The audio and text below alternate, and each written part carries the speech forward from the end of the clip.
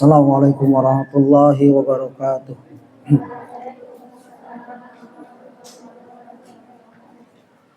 Alhamdulillah wassalatu wassalamu ala Rasulillah wa ala alihi wa ashabihi wa man wala wala hawla wala quwwata illa billah. Ya ayuhan nas taqu rabbakum alladzi khalaqakum min nafsin wahidah wa khalaqa minha zawjaha wa batha minhuma rijalan katsiran wa nisaa'a wattaqullaha alladzi tasaaluna bihi wal arham innallaha kana 'alaikum raqiba. Allahumma shalli wa sallim ala nabiyyina Muhammad amma ba'd.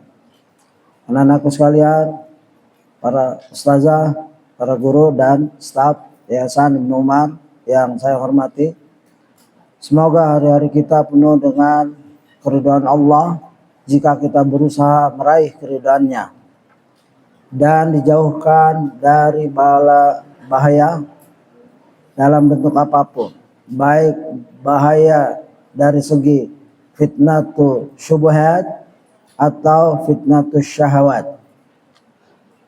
Kita langsung kajian kita di halaman 541 di bawah tema mengapa kaum Quraisy menolak ajakan Nabi. Yaitu pertama karena fanatisme, dikarenakan karena cintanya kepada kefahaman ayah nenek moyang mereka dan rasa takut yang berlebihan.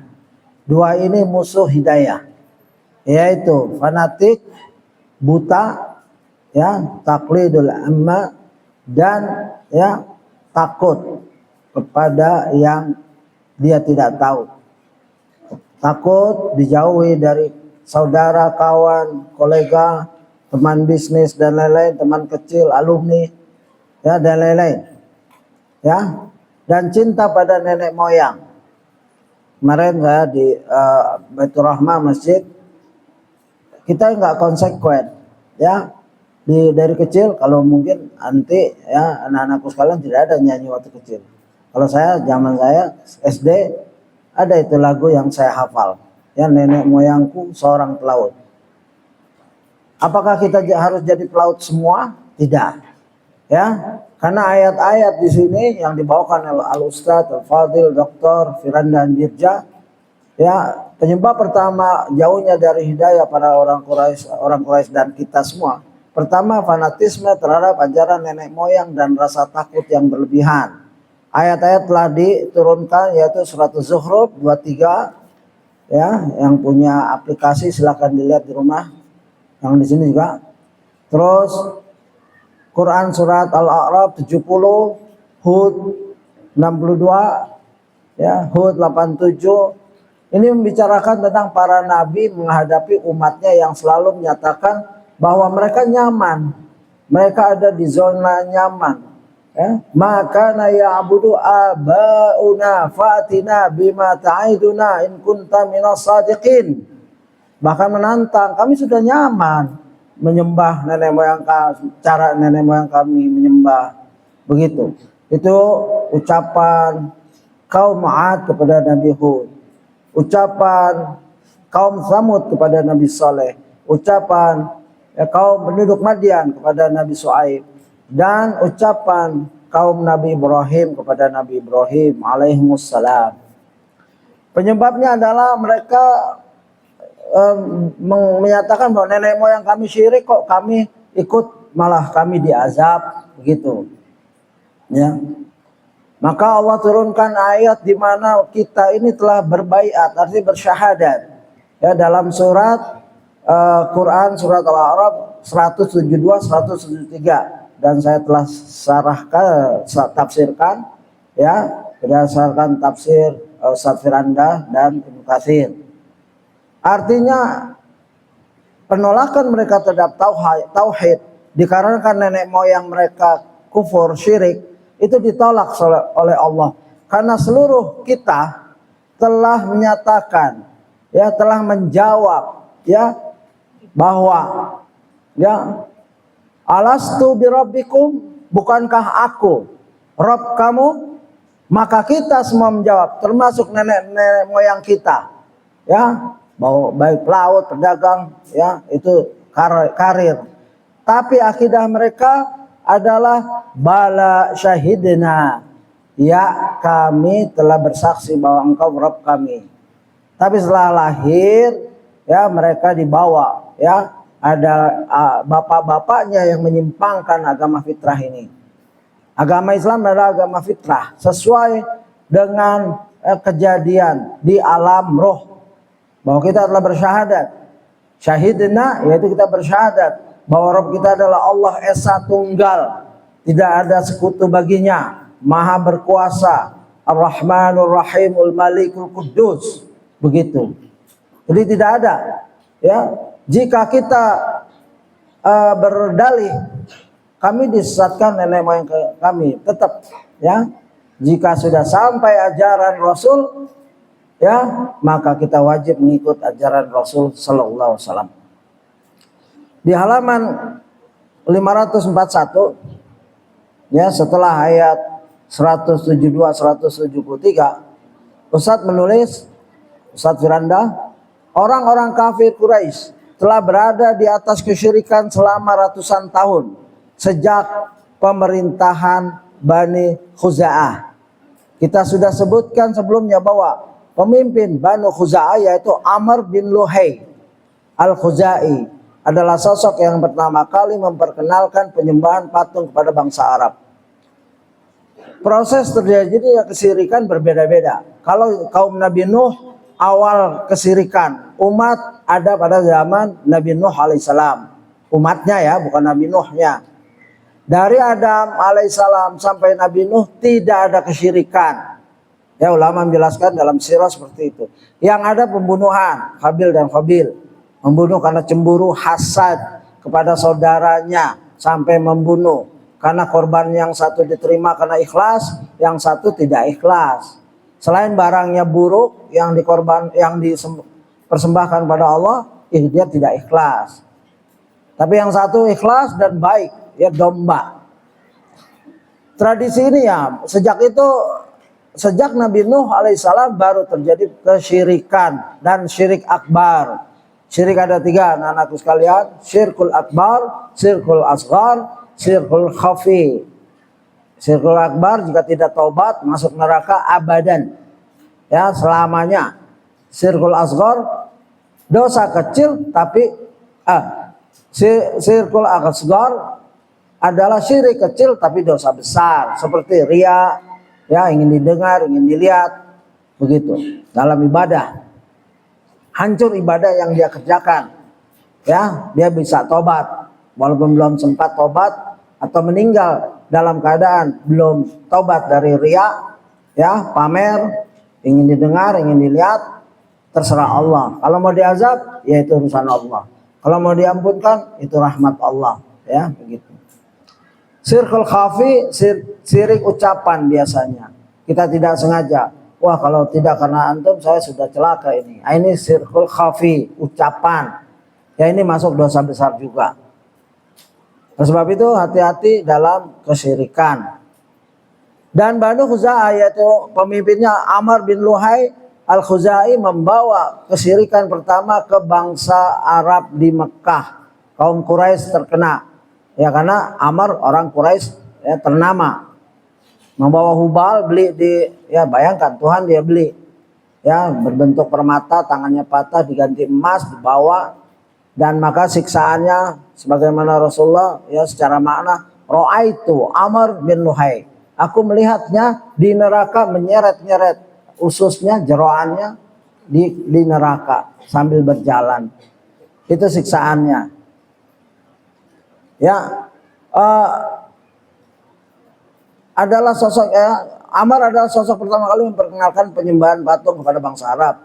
Tradisi ini sudah sangat mengakar dalam diri bangsa Arab. Karenanya tidak heran jika sebagian mereka merasa sangat kesulitan untuk meninggalkan kesyirikan tersebut. Kalau di Indonesia kita berhujah begini, kan kita kenal nenek moyang kita seorang pelaut, tapi kita enggak, itu tidak membatasi profesi kita harus jadi orang pelaut semua. Artinya kita secara logika kita telah menentang nenek moyang kita, bertentangan. Apalagi dalam kepercayaan. Apakah nenek moyang kita menyembah batu, kita harus menyembah batu terus? Tidak. Buktinya dalam mencari nafkah, ada yang jadi pelaut, ada yang jadi dokter. Coba bayangkan kalau kita fanatik kepada nenek moyang kita, sebagaimana lagu waktu kecil saya hafal, ya mungkin ada yang nggak kenal lagu itu. Ya, nenek moyangku seorang pelaut, dan setiap hari kalau lagi wajib nyanyi, kita nyanyi itu paling mudah. Ya, ya begitu. Tapi buktinya ada yang jadi presiden. Kenapa presiden nggak mau jadi nenek, ya, nggak jadi pelaut? Dalam segi itu mereka bisa memahami bahwa kita berbeda-beda. Nah, dalam segi percayaan boleh kita berbeda dengan nenek moyang kita, dan itu bukan suatu penghinaan. Ya, begitu. Nah, di sini Ustaz melanjutkan, ketika Abu Thalib akan wafat, Abu Jahal tetap berada di sisi Abu Thalib untuk mengingatkannya. Ya, ya Abu Thalibin, ya, atarghabu an millati Abdul Muttalib. Wahai Abdul Muttalib, apakah engkau, ya, membenci agama Abdul Muttalib? Itu berganti agama langsung ditafsirkan oleh kaum Quraisy membenci. Ya, Abu Thalib sedang berusaha, mana nih, ya, sudah membela ponakannya yang dia cintai, dia urus, orang anak miskin, dia juga miskin, tapi dia bela, bahkan dia siap bertaruh nyawa. Ya, paman yang baik ini, ya begitu. Sehingga Rasulullah, kawan-kawannya, terutama tokoh kesesatan, yaitu Abu Jahal dan Abu Lahab. Dua tokoh ini paman dan ponakan, sangat gencar. Abu Lahab dan istrinya, ya begitu. Wa amratu, ya, dan istrinya Hammalatal Hatab. Begitu. Dalam surat Tabat yang sudah berlalu, dan saya cukup banyak dalam menjelaskan surat ini berdasarkan Ibnu Katsir dan lainnya. Silakan murojaah, lihat videonya. Abu Jahal terus mengulang-ulang bisikan itu untuk mencegah Abu Thalib dari menerima Islam. Gigihnya Rasulullah SAW, gigihnya juga syaitan la'anatullah yang diwakili oleh Abu Jahal. Rasulullah mentalkin pada saat itu Abu Thalib dalam keadaan naza, ya, gharghir, ya, nafasnya itu sedang gharghir, sedang antara mati dan hidup. Mungkin beberapa alam gaib mulai nampak. Makanya kadang-kala suka Waalaikumsalam. Nah, itu berarti dia melihat malaikat wallahu alam, seperti itu, ya.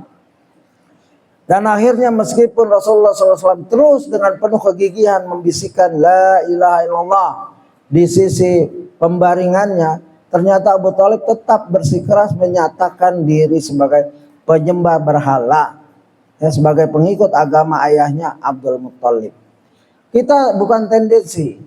Orang-orang kalau kita sering sebut Abu Thalib dalam kesyirikan, seakan-akan kita benci keluarga Nabi. Naudzubillah. Kita paling cinta kepada Nabi, istrinya dan keluarganya. Ahlus sunnah wal jamaah ala manhaj salafus saleh, cinta tapi tidak cinta buta. Cinta yang sesuai dengan dalil, dengan perintah. Kisah Abu Thalib menunjukkan bahwa masalah tradisi merupakan penghalang terbesar untuk kembali kepada kebenaran. Baik itu berkaitan dengan tauhid maupun masalah yang lain. Kita dapati pula di tanah air kita banyaknya tradisi yang jelas-jelas melanggar aturan Islam. Seperti hal terkait walimah. Namun masyarakat tidak mau meninggalkannya karena itu merupakan warisan tradisi nenek moyang yang dilakukan oleh kebanyakan masyarakat. Mereka yang meninggalkan tradisi pasti dijuluki ekstrim atau aneh, tanpa peduli apakah tradisi yang ditinggalkan tersebut bertentangan dengan Islam atau tidak. Jadi ada label, ya, masyarakat di mana saja, terutama karena kita hidup di Indonesia, kita bentrok dengan tradisi yang nenek kakek kita telah perbuat seakan-akan suatu hukum yang mutlak absolut. Tidak ada hukum yang absolut, yang mutlak kecuali hukum Allah. Ya. Sehingga di sini Ustadz menyebut terkait walimah. Walimah ada walimah sunnah, ada walimah bid'ah. Ada walimah tradisi yang tidak sunnah, tidak bid'ah. Jadi ada 3 macam. Walimah sunnah sederhana, maharnya murah, ya, aulim walau bisyattin. Abdurrahman bin Auf sempat nikah dan nggak ngasih tahu Nabi. Nabi nggak marah. Jadi ini ada hal-hal yang perlu diketahui. Kalau kita tidak diundang, walaupun itu siapa tidak kenal Abdurrahman bin Auf dekatnya kepada Nabi kayak apa, tapi waktu nikah tidak ngasih tahu. Sampai Nabi lihat tangannya mungkin dikasih acara atau apa, pokoknya dikenali. Kamu baru nikah? Iya, secara makna gitu. Ya sudah walimah? Belum. Walimah lah walau dengan seekor ya domba atau kambing, walau bisyatin. Kaidah ini menjelaskan satu, jangan marah sedekat apapun kalau dia nikah tidak ngundang. Boleh jadi biayanya sedikit, sekedar keluarga, calonnya, mertua dan lain-lain. Boleh jadi seperti itu. Atau orang ini sibuk, dia harus travel lagi, harus pergi lagi walaupun menganten. Ya, jadi husnuzon. Jangan dijadikan perpecahan. Ustadz Fulan ngundang, saya walimah anaknya saya nggak diundang. Nggak usah seperti itu. Rasul saja tidak marah dengan Abdurrahman bin Auf. Kalau marah ini masuk ikut tradisi, seakan-akan harus diundang. Dan tradisi yang sunnah sederhana, ya, cari orang miskin makan bersamanya, nggak harus orang kaya terus. Dan jangan memisahkan VIP, ya, VIP di sini, orang miskin di sini, ya. Dan kita juga nggak boleh marah jika ada orang yang datang, walaupun tidak diundang. Kenapa? Mungkin orang awam, lapar. Kalau dia fakih, dia nggak diundang, dia lapar, tapi dia tidak diundang, dia nggak akan datang. Ya, tidak boleh datang undangan kalau kita tidak diundang. Ini walimah ya, kita lari ke walimah karena penting buat ilmu sedikit. Dan jangan mengharap amplop, hadiah dan lain-lain. Ini salah kaprah. Walimah itu sunnah.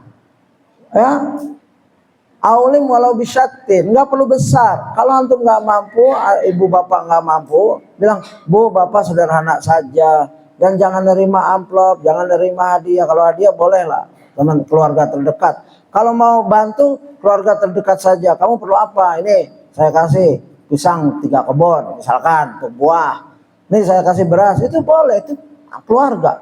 Tapi kalau ngundang masyarakat, jangan ada kotak amplop dan lain-lain. Ini lucu, ya. Nanti dibuka sama pemilik yang punya acara, sahibul walimah, yaitu dibuka, wah kertas kosong, dia tahu nggak punya duit, pakai kondangan. Padahal wajib dia diundang, dia nggak punya duit. Ya ini saya rasakan waktu kakak saya yang awam, dia tanya, saya dimarahin, nggak kondangan. Kenapa? Dia nggak punya duit. Nah ini. Akhirnya kewajiban tergugurkan karena tradisi yang memalukan. Ada orang diundang dan dia untuk makan aja susah, tapi dia harus datang bawa amplop. Kalau nggak bawa amplop dicatat. Bahkan yang mengerikan, setiap amplop dibuka. Kalau kosong dibacakan. 10.000 fulan, 20.000 fulan. La haula wala quwata illa billah. Sebegitu pelitkah kita?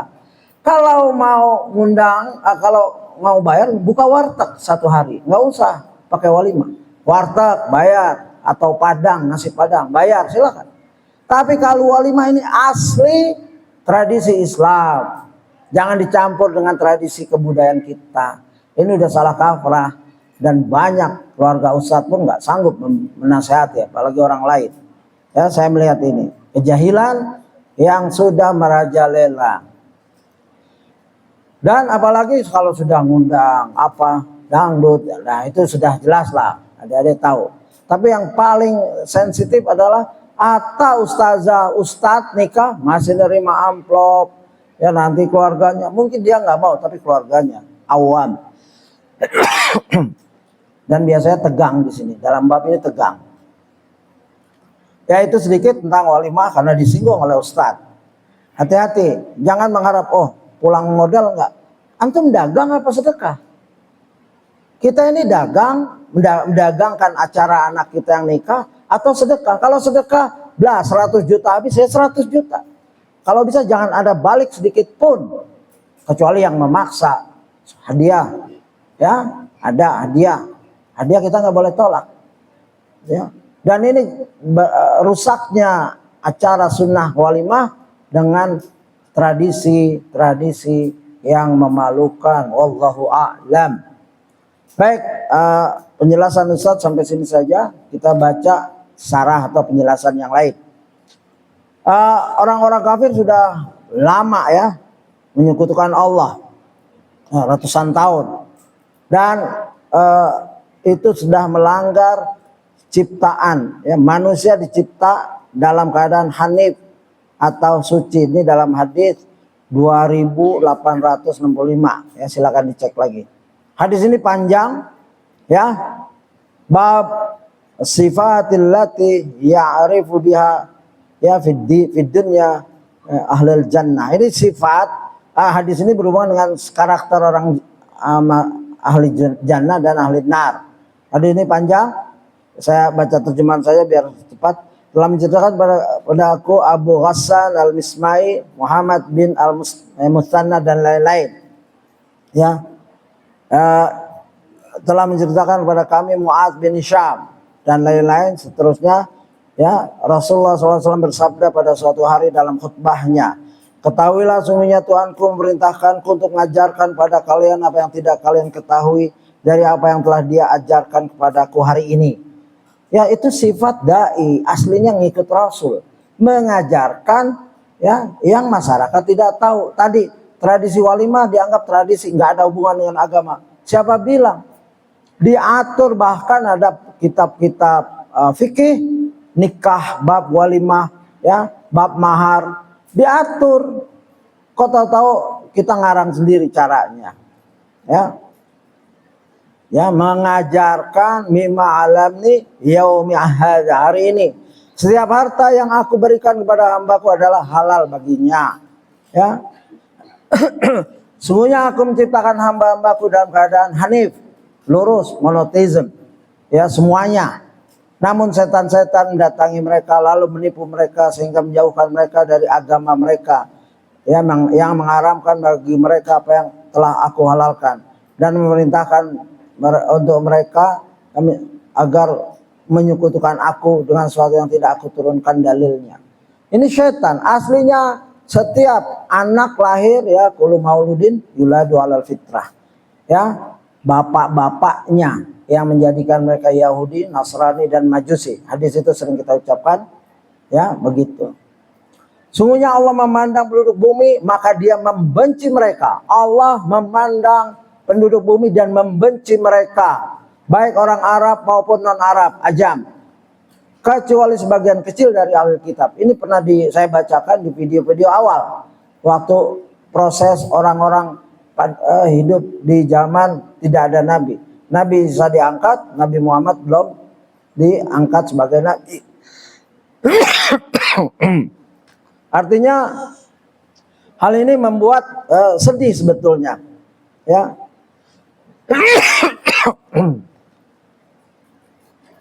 Jadi hanya sebagian ahli kitab yang memang seperti Waraqah, ya, bin Naufal, ya, bin Abdul Uzza, itu yang tidak dibenci karena mereka fitrah, baca kitab dan ngikut, ya, ajaran para nabinya. Lalu dan Allah berfirman, sungguhnya aku mengutusmu. Nah ini, qala wa innama ba'astuka, ya, liyabtalika wa abtali bik. Ini penting sekali. Dan Allah berfirman, sesungguhnya aku mengutusmu. Allah langsung bicara kepada nabinya Muhammad, ya. Sungguhnya aku mengutusmu hanya untuk mengujimu dan menguji orang-orang lain melalui dirimu. Ini semua ujian, ya. Rasulullah diutus sebagai ujian dari Allah padanya sebagai utusan. Dan Allah menguji umat ini, ya, dengan Rasulullah.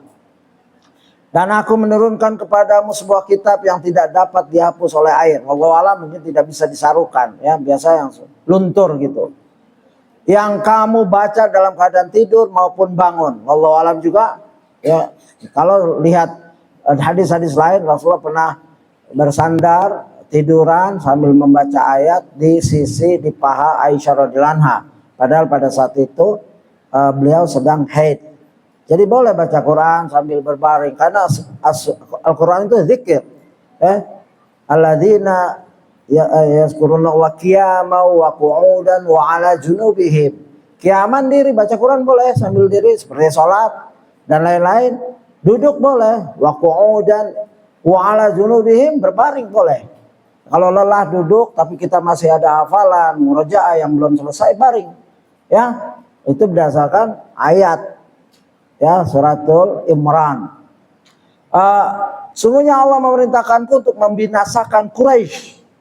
Ini langsung ya, begitu. Untuk membinasakan Quraisy. Ini langsung ya dari Allah. Lalu ya, maka aku berkata, wahai Tuhanku, jika demikian mereka akan memecahkan kepalaku hingga menjadikannya seperti roti. Ya, begitu. Ini ucapan Nabi. Dan ini menggetarkan. Saya baru dapatkan hadis ini, mungkin anak-anakku pernah membacanya atau mendengarnya dari ustadz lain, bahwa Nabi itu sangat takut dengan cobaan ini. Ya wajar, sebagai manusia dia harus melawan Quraisy yang dia juga pernah hormati secara culture ya, secara kebudayaan ya, tapi tidak secara akidah gitu. Dan dilanjutkan, sesungguhnya mereka itu tidak lain hanyalah ini, karena Rasulullah takut ya, wahai Tuhanku, jika demikian mereka akan memecahkan kepalaku hingga menjadikan seperti roti. Ada pernah bikin roti kan, bejok-bejok, dibanting-banting, ditumbuk-tumbuk, ya begitu. Rasulullah membayangkan dia melawan kekuatan besar ya, para tokoh Quraisy ya, waktu Allah memerintahkan, wa inna Allah amaroni an ya uhriqa Quraisya ya. Fakultu, maka aku berkata, Rabbi iz ya yaslugu ra'si ya fayada'uhu ya hubzatan. Kalau aku diperintahkan untuk menghancurkan Quraisy, mereka akan menjadikan kepalaku seperti roti, adonan play-doh ya, play-doh, mainan anak-anak tuh dari tepung tuh namanya play-doh. Dough itu donat, itu semua dough ya, dough itu sourdough ya, itu biasa makanan orang Australia. Sourdough adonan yang asam ya, roti keras gitu, Eropa. Sekarang sudah banyak di Indonesia, alhamdulillah ya. Dalam arajahan saya kutip ayat lain dalam suratul Imran ayat 175, innama dzalikum syaitanu yukhawwifu awliya'ahu fala takhafuhum wa khafuni in kuntum mu'minin. Ya, ini perasaan Nabi ini terbawa. Sungguhnya mereka itu tidak lain hanyalah syaitan yang menakut-nakuti kamu dengan kawan-kawannya, yaitu orang-orang musyrik Quraisy. Karena itu janganlah kamu takut pada mereka, tapi takutlah padaku jika kamu benar-benar orang yang beriman. Ini saya sisipkan di hadis ini untuk penguat ucapan Nabi bahwa dia takut. Allah berfirman, keluarkanlah mereka sebagaimana mengeluarkan kamu. Seranglah mereka maka kami akan membantumu. Belanjakanlah untuk jihad maka kami akan memberikan belanjaan kepadamu. Kirimkanlah pasukan maka kami akan mengirimkan 5 kali lipatnya. Dan perangilah bersama orang-orang yang taat kepadamu melawan orang-orang yang mendurhakaimu. Jadi tegas ya, jadi tegas. Perintah itu tegas, tidak main-main ya. Oleh sebab itu Rasul kita mempunyai beban yang berat dan alhamdulillah telah memikulnya dan berhasil. Begitu. Ini khutbah Rasulullah di hadapan sahabat-sahabat yang sudah Islam. Oleh itu kita bersyukur mendapatkan hadis-hadis seperti ini. Ya, dan ayat-ayat kemarin yang telah kita baca di beberapa video itu juga bersyukur kita sampai sebelum meninggal sempat baca sejarah yang ada di kalamullah. Allah nggak akan bohong menulis sejarah. Dan itu autentik, nggak perlu seperti zaman sekarang. Mau tahu umur berapa ini Ka'bah, mereka bukan membaca dalil. Mereka kaum saintis, ada yang Islam, ada yang bukan, ya, mencari dari carbon dating. Ya, belajar fisika itu ada karbon di mana umur suatu benda bisa kelihatan ratusan tahun, ribuan tahun dari karbonnya. Ya, yang sudah belajar itu pasti paham. Itu mereka menggali. Kalau kita tidak keautentikan, keaslian sejarah kita dari Allah langsung, yang maha mendengar, yang maha menyaksikan, yang maha melihat, ya, rekaman Allah terhadap ucapan kaum Ud, kaum Ad, kaum Samud, ya, kaumnya Nabi Ibrahim tidak meleset satu kata pun. Ya, beda dengan kita. Misalkan kita dengar berita dari ayah pulang kerja menyaksikan kecelakaan, beritanya seperti ini A. Lalu kita dengar berita di televisi A plus. Nanti kita dengar dari teman kita yang dengar juga dari bapaknya A plus plus, ditambah lagi, dikurangi dan lain-lain. Itu berita manusia. Ya. Oleh sebab itu bersyukur membaca sirah yang autentik, yang asli, bukan yang ditambah-tambah, yang telah disusun diantaranya oleh Al-Ustadz, gunanya untuk itu. Ini berapa menit Pak? 2 menit lagi. Baik. Jadi itu anak-anakku sekalian. Dan di sini Ustadz menjelaskan kalau walimah masih tingkatannya tradisi yang ya mungkin jatuh keharaman. Tradisi yang bahaya yang saya kutip di sini saya siapa tapi mungkin waktunya tidak cukup. Yaitu tradisi memuliakan orang-orang sakti, menjelma jadi wali. Ujung-ujungnya pelecehan. Ya. Banyak ini salah kaprah. Ada tulisan bagus Ustadz Zainal Abidin LC, MA sekarang doktor. Ini tulisannya waktu dia LC.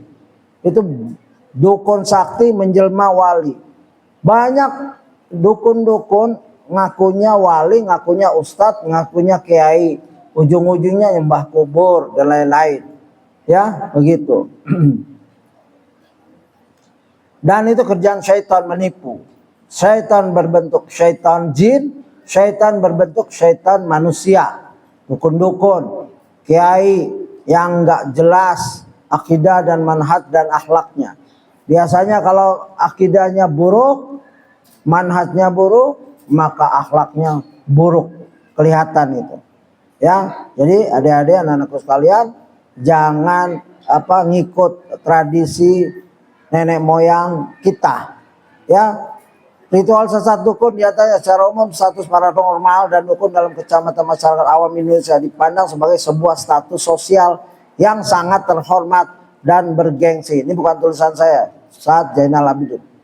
Terbukti mulai dari kalangan pejabat, penguasa kecil, konglomerat, pedagang, asongan, petani, nelayan dan lain-lain. Ya, mendatangi mereka beramai-ramai, mencari berkah, mencari kiat-kiat jadi kaya. Banyakan mereka paranormal juga nggak kaya. Ya, nanti dia alasan, oh memang saya dilarang sama setan saya untuk mengkayakan diri. Begitu, ada aja jawaban. Kalau udah dikasih syarat, dikerjakan, terus masih nggak kaya, pasiennya, saya udah jalankan Pak Dukun, Pak Kiai, mungkin bukan Pak Dukunnya, Pak Kiai. Oh ya, kamu kurang syarat satu lagi tuh. Begitu, selalu ngelak. Ya. Dan dalam suratul Kahfi, yaitu yang artinya, apa akan kami beritahukan padamu tentang orang-orang yang paling merugi perbuatannya, yaitu orang yang telah sia-sia perbuatannya dalam kehidupan dunia ini. Sedangkan mereka menyangka bahwa mereka berbuat sebaik-baiknya. Mereka berasa menyembuhkan, memang sembuh. Hasil tidak menunjukkan kebenaran ya caranya. Harus sesuai dengan syariat Islam dalam berobat.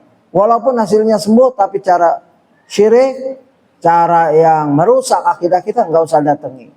Walaupun gratis nggak perlu datang ke paranormal, dukun, ya apa itu alternatif ya, tidak perlu datang. Biarkan. Kadang-kala penyakit itu bersemayam dalam diri kita dalam rangka menggugurkan semua dosa-dosa kita yang kita belum minta ampun, lupa. Allah kasih sakit, gugur itu. Atau amalan kita yang sangat sedikit, nggak pantas kita masuk jannah, walaupun masuk jannah karena rahmat Allah. Tapi ada syarat amal juga. Amal kita mau dimasukkan jannah tapi begitu sedikit, maka dikasih musibah, penyakit. Jangan langsung suudzon kepada Allah SWT terhadap penyakit yang bersemayam di dalam diri kita. Nikmati saja, bersabar. Kalau sudah tidak kuat, ya minta pada Allah, ya Allah, ya hidupkanlah aku jika hidup ini baik untukku, dan wafatkanlah aku jika wafat itu, kematian itu lebih baik untukku. Ada doanya ya dari hadis, itu makna hadis. Jadi semua ada penyelesaian. Yang menciptakan kita tahu problem kita, masalah kita, dan akhir kita, awal kita. Awal kita semua berbaiat, ya bala, ya wa nahnu minasyahidin. Benar engkau Rabbku, ya, dan kami sebagai saksi. Tahu-tahu syirik, tahu-tahu ya agnostik, tahu-tahu ateis, tahu-tahu dan lain-lain. Kejawen, apa itu? Sunda Wiwitan, itu ditolak semua. Walaupun wakil dari kesesatan adalah Yahudi, Nasrani, dan Majusi. Wallahu alam. Semoga yang sedikit ini bermanfaat untuk diri kita dan juga diri adik-adik, rekan-rekan semua, dan hendaklah diamalkan, dicamkan. Jika ada hal yang baru yang ingin didiskusikan mengenai tradisi bersifat tawadu pada orang tua, kakek, nenek, misalkan walimah, nanti mau walimah, kasih masukan, ya walimahku mau sederhana atau mewah nggak apa-apa, yang penting tidak ada syirik, tradisi yang menyimpang, dan tidak ada penyimpangan dalam masalah dana. Ini bukan perdagangan, ini adalah ya berkahnya doa mereka datang, ya bukan bayaran. Berapa amplopnya itu yang dihormati, ya VIP langsung. Na'udzubillah. Subhanakallahumma wa bihamdika asyhadu an la ilaha illa anta astaghfiruka wa atubu ilaik. Assalamualaikum warahmatullahi wabarakatuh.